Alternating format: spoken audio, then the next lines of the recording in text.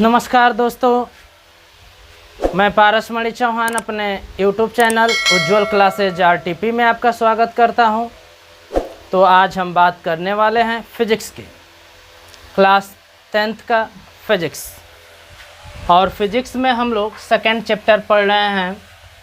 आज का हम लोग का टॉपिक है अवतल दर्पण द्वारा प्रतिबिंब का बनना। और हम किरण आरेख के माध्यम से समझेंगे कि अवतल दर्पण द्वारा प्रतिबिंब कैसा बनता है, कहाँ बनता है। ठीक है ना। तो चलिए, अवतल दर्पण द्वारा हम लोग प्रतिबिंब का बनना सीखेंगे। केस फर्स्ट है, जब वस्तु अनंत पर हो। जब वस्तु कहाँ हो भाई? अनंत पर हो। जब वस्तु अनंत पर होती है तो उसका प्रतिबिंब कहाँ बनता है, उसका किरण आरेख कैसा होता है, ये हम बनाना आपको सीखेंगे।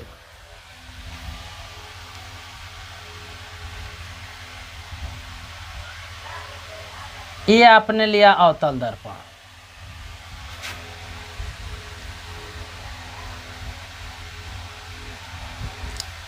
ये आपका ध्रुव हो गया, ये आपका मुख्य अक्ष हो गया। यहाँ पर आपका क्या होगा? फोकस होगा। और ये आपका क्या होगा? वक्रता केंद्र होगा। ये अब देखिए, वस्तु अनंत पर है, इधर है वस्तु कहीं अनंत पर है, ये अनंत पर। तो अनंत से आने वाली प्रकाश की किरणों को हम समांतर मान सकते। ये अनंत से किरणें आ रही हैं भाई, ये अनंत से किरणें आ रही हैं।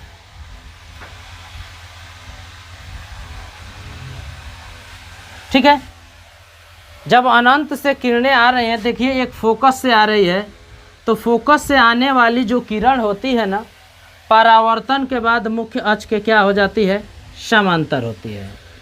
और जो वक्रता केंद्र से आने वाली किरण है, वह टकराने के बाद उसी मार्ग से लौट जाती है। जहाँ पर ये किरणें एक दूसरे से मिल रही हैं, उसी बिंदु पर आपका प्रतिबिंब बनता है। यानी कि प्रतिबिंब बनेगा यहाँ। प्रतिबिंब कहाँ बना है भाई? फोकस तल पर बना है। तो ये आपका हो गया किरण आरेख। ठीक है ना। इसके बारे में क्या चीज़ है कि जब वस्तु अनंत पर होती है तो उसका प्रतिबिंब कहाँ बनता है? तो उसका जो प्रतिबिंब होता है वह फोकस तल पर बनता है। फोकस तल में बनता है। और क्या बनता है? वास्तविक बनता है, उल्टा बनता है। ठीक है। और वस्तु से छोटा बनता है, यानी कि बहुत छोटा बनेगा। यानी कि वस्तु की अपेक्षा क्या बनेगा? छोटा बनेगा। तो देखा है आपने, आपसे परीक्षा में पूछेगा कि जब वस्तु अनंत पर हो उत्तल दर्पण द्वारा, तो उसको किरण आरेख के माध्यम से निरूपित कीजिए। तो ये आप किरण आरेख बनाएंगे। इस पर आधारित सवाल भी पूछ सकता है कि जब वस्तु अनंत पर होती है तो अवतल दर्पण द्वारा प्रतिबिंब कहाँ बनता है? फोकस तल में बनता है। कैसा बनता है? वास्तविक बनता है। प्रकृति क्या होता है? वास्तविक और उल्टा होता है। वस्तु से क्या बनता है? छोटा बनता है। ठीक है ना। अब चलिए, अब दूसरे केस पर हम लोग चर्चा करते हैं। दूसरा केस है, जब वस्तु अनंत तथा वक्रता केंद्र के बीच हो। वक्रता केंद्र के बीच हो। वक्रता केंद्र के बीच हो। जब वस्तु अनंत तथा वक्रता केंद्र के बीच हो, तब उसका प्रतिबिंब कहाँ बनता है, ये हम देखेंगे।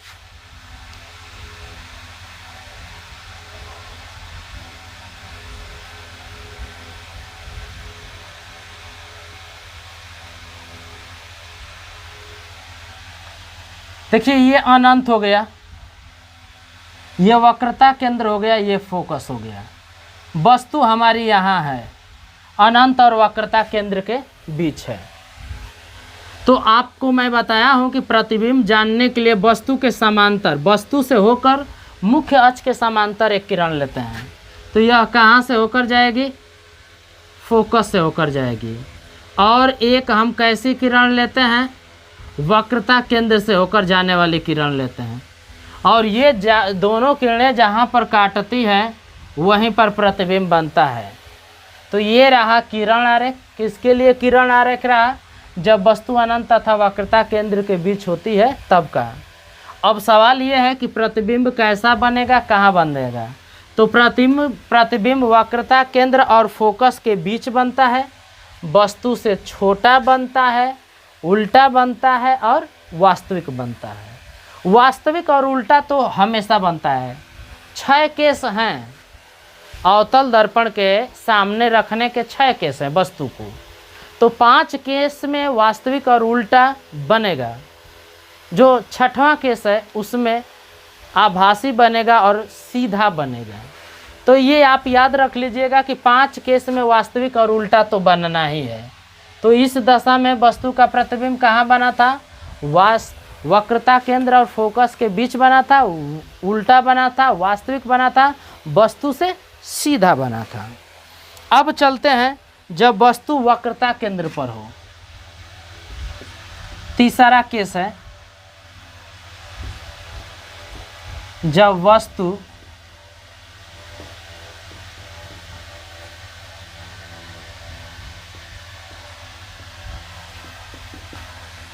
अब हम किरण आरेख बनाना सीखेंगे कि जब वस्तु वक्रता केंद्र पर होती है।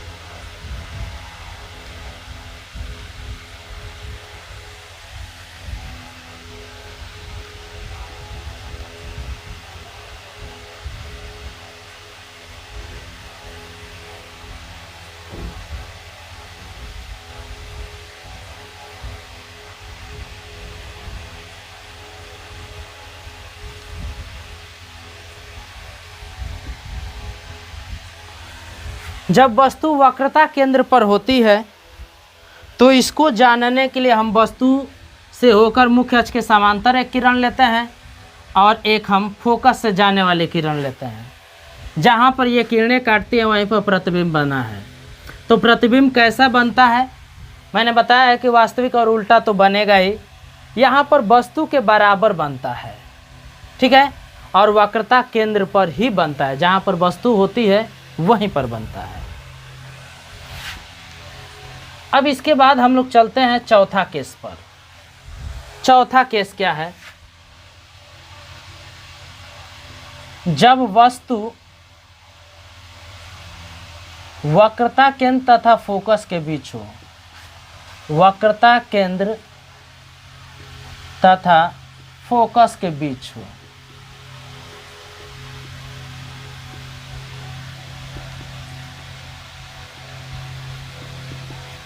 जब वस्तु वक्रता केंद्र तथा फोकस के बीच होती है तब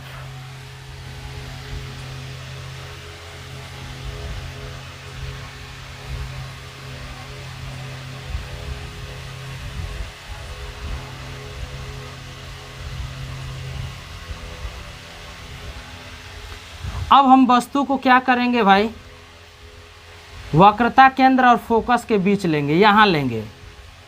तो आप ऐसे समांतर एक किरण खींचिए, ये आ गया ना।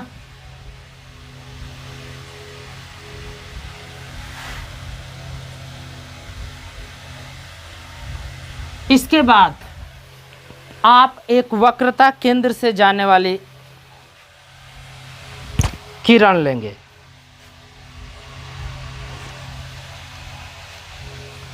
तो चलिए हम लोग देखते हैं। एक फोकस से जाने वाली किरण ले लीजिए।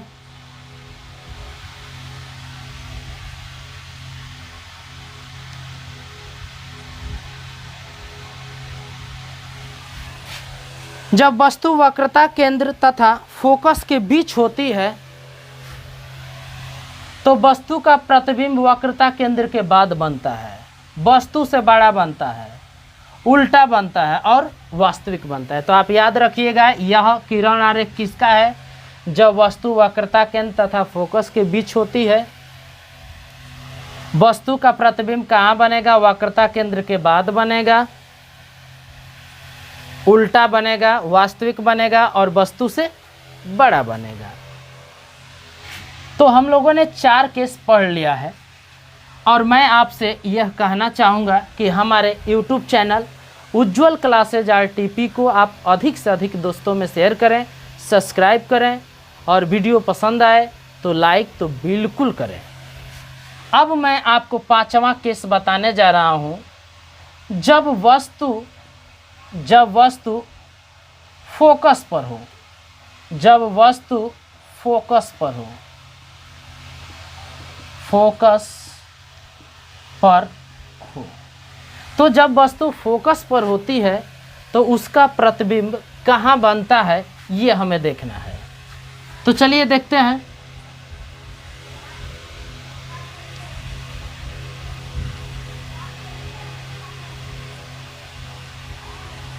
इस बार हम वस्तु को फोकस पर रखेंगे।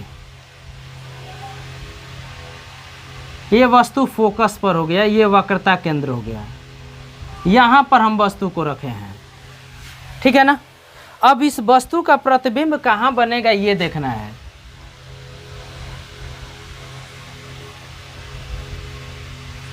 अब एक वक्रता केंद्र और वस्तु के सिरे से ले लीजिए।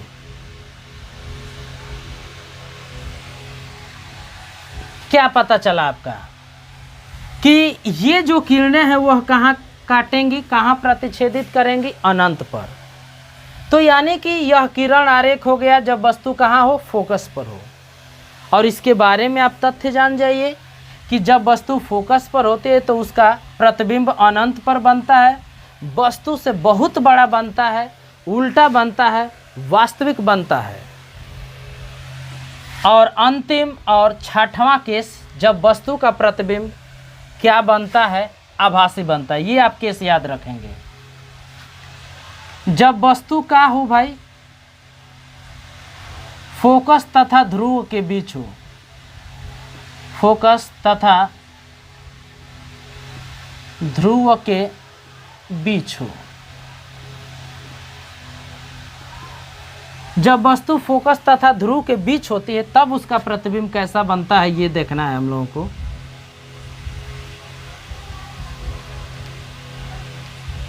देखिए, ये ध्रुव हो गया, इसका ये फोकस हो गया, ये वक्रता केंद्र हो गया। यहां पर हम लोगों ने वस्तु को रखा है। अब देखना है कि इसका प्रतिबिंब बनेगा कहां। और एक वक्रता केंद्र से ले लीजिए भाई। कहीं ये किरणें एक दूसरे को काटेंगे? बिल्कुल नहीं काटेंगे, ये तो बीच की दूरी बढ़ रही है। लेकिन जब आप पीछे मिलाएंगे इन दोनों किरणों को तो पीछे मिलाने पर ये किरणें कहीं ना कहीं एक दूसरे से क्या होंगी? मिलेंगी। तो ये किरण आरेख हो गया जब वस्तु फोकस तथा ध्रुव के बीच होती है। वस्तु का प्रतिबिंब दर्पण के पीछे बनता है, वस्तु से बड़ा बनता है, सीधा बनता है और क्या बनता है? आभासी बनता है। तो ये 6 केस में हम लोगों ने देखा कि किरण आरेख क्या होगा, वस्तु का प्रतिबिंब कैसा बनेगा, इसके बारे में हम लोगों ने देखा। इसका प्रयोग कहाँ करते हैं? अवतल दर्पण का प्रयोग डॉक्टर जो है आँख, कान, नाक, गले आदि का निरीक्षण करने में करते हैं। सौर भट्टियों में सूर्य के प्रकाश को एकत्रित करने के लिए अवतल दर्पण का प्रयोग किया जाता है। मोटर कारों, रेल इंजनों आदि में हम अवतल दर्पण का प्रयोग करते हैं और दूर की वस्तु को देखते हैं। सर्च लाइट के लैंपों में हम अवतल दर्पण का प्रयोग करते हैं। इसके बाद अब हम पढ़ेंगे उत्तल दर्पण द्वारा प्रतिबिंब का बनना, प्रतिबिंब का बनना। अब हम पढ़ेंगे कि उत्तल दर्पण द्वारा प्रतिबिंब कैसे बनता है। तो इसके लिए मात्र केवल दो ही स्थिति है। केस फर्स्ट,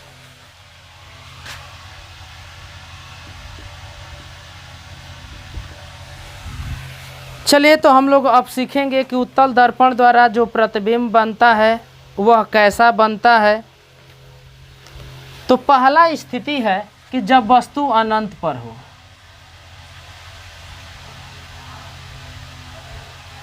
जब वस्तु कहाँ हो? अनंत पर हो।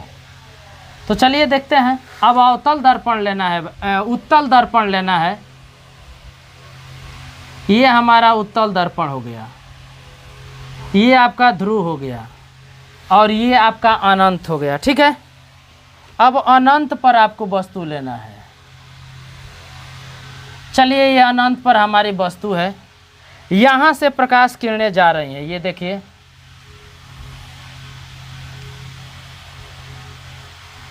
अब परावर्तन के बाद ये क्या हो जाएंगी? विक्षेपित हो जाएंगी। अब इनको आप पीछे मुड़ाइए। तो जब आप पीछे मुड़ाएंगे ना, तो ये कहाँ मिलेगी? ये फोकस पर मिलेंगी। कहाँ मिलेंगी? फोकस पर मिलेंगी। तो ये किरण आरेख रहा कब? जब वस्तु अनंत पर हो और उत्तल दर्पण के सामने हो। तो उसका प्रतिबिंब कहाँ बनता है? उसका जो प्रतिबिंब होता है वह काफ़ी छोटा बनता है और सीधा बनता है और फोकस पर बनता है और आभासी बनता है। इसका प्रतिबिंब आभासी बनेगा, फोकस पर बनेगा, सीधा बनेगा और वस्तु से बहुत छोटा बनेगा। तो ये पहली दशा में हम लोगों ने देखा कि जब वस्तु अनंत पर होती है तो उसका प्रतिबिंब कैसा बनता है। दूसरी स्थिति क्या है? दूसरी स्थिति है जब वस्तु अनंत तथा ध्रुव के बीच हो।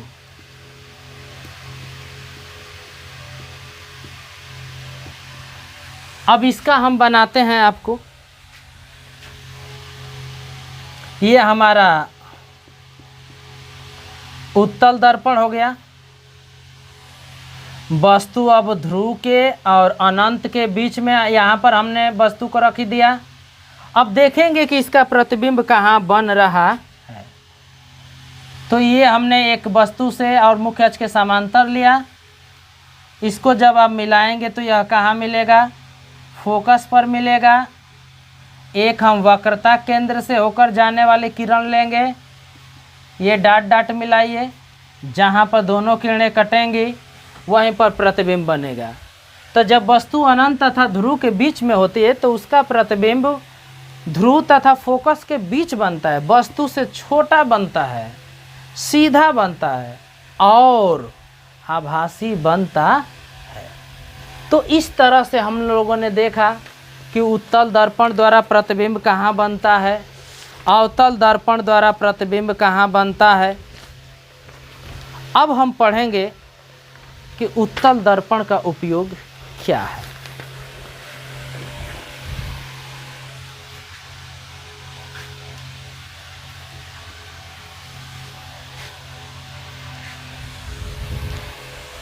उत्तल दर्पण का प्रयोग हम बाइक में करते हैं, स्कूटर में करते हैं, साइड वाले शीशे के रूप में प्रयोग करते हैं ताकि वह पीछे की ओर से जो भी वस्तुएं आ रही हैं उसको हम देख सकें।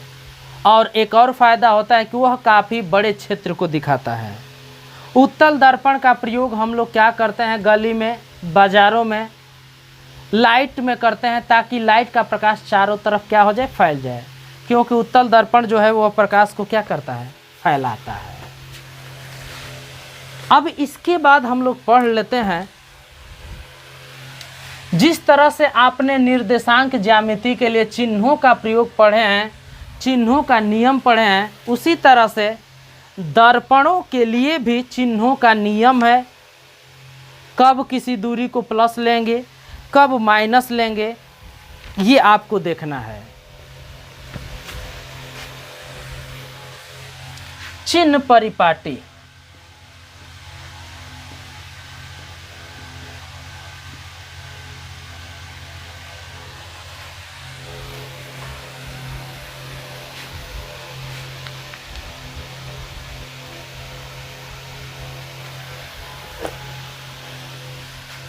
तो चलिए आज हम पढ़ेंगे दर्पण से जब हम दूरी मापेंगे तो कब हम धनात्मक लेंगे, कब ऋणात्मक लेंगे।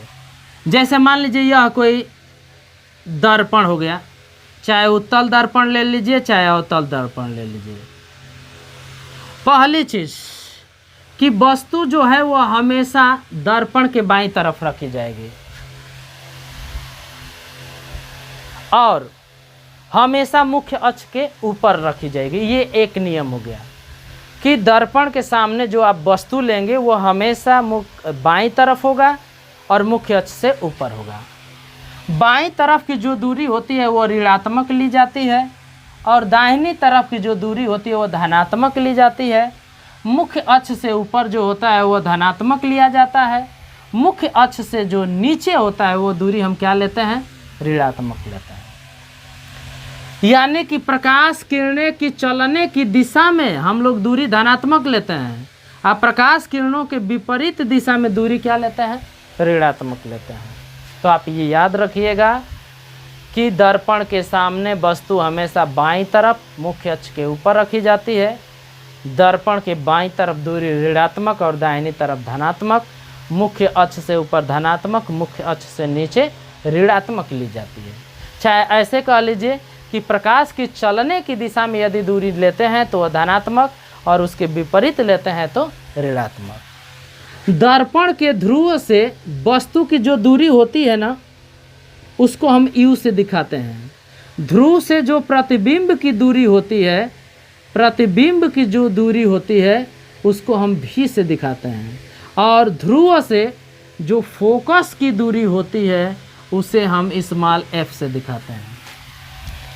ध्रुव से वस्तु की दूरी को U से, ध्रुव से प्रतिबिंब की दूरी को V से और फोकस दूरी को हम किससे दिखाते हैं, F से दिखाते हैं। तो आज आपने पढ़ा उत्तल दर्पण द्वारा प्रतिबिंब का बनना, अवतल दर्पण द्वारा प्रतिबिंब का बनना, चिन्ह परिपाटी क्या है, उत्तल दर्पण का प्रयोग कहाँ करते हैं, अवतल दर्पण का प्रयोग कहाँ करते हैं। तो आज के इस वीडियो में बस इतना ही। यदि हमारा वीडियो पसंद आया हो तो आप लाइक ज़रूर करें, अपने दोस्तों में इसे अधिक से अधिक शेयर करें, सब्सक्राइब करें और कमेंट करना तो बिल्कुल ना भूलें, क्योंकि कमेंट करने से ही हमें पता चलता है कि हमारे अंदर कमी कैसी है और हम अपनी कमियों को सुधारेंगे। तो प्लीज़ आप कमेंट करना बिल्कुल ना भूलें और लाइक, शेयर और सब्सक्राइब ज़रूर करें। तो बस इतना ही, धन्यवाद।